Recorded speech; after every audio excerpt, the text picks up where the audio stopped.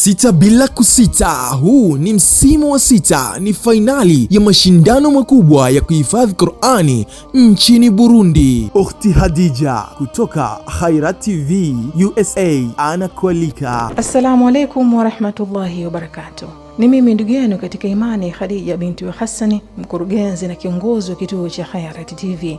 Sina budi ya kuwa mwenye furaha na bashasha zilizokuwa tele kukualika katika mashindano makubwa ya kuhifadhi Qur'ani nchini Burundi yanayoandaliwa na shirika la Association Une Frère aux Sœurs, yatakayofanyika siku ya Jumamosi tarehe 11 mwezi wa 4 mwaka 2026 saa 1 kamili asubuhi mpaka saa 7 mchana katika viwanja vya Idi Komibo, Nyakabiga, Bujumbura.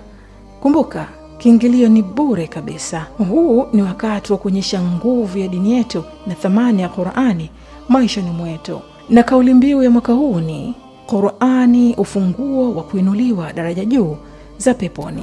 Haya si mashindano tu, ni zaidi ya mashindano, ni safari ya kutafuta ufunguo wa janna. Mashindano haya yatafanyika tarehe 11 mwezi wa 4 mwaka 2026 katika uwanja wa Idi Komibu, Nyakabiga, kuanzia saa 1 asubuhi hadi saa 7 mchana. Mashindano haya makubwa yameletwa kwenu kwa upendo na Association Une Frères et Sœurs chini ya usimamizi kwa udhamini wa Kiswahili Heleka, Agence Kariako, Al Hikma Foundation, Association Istiqama.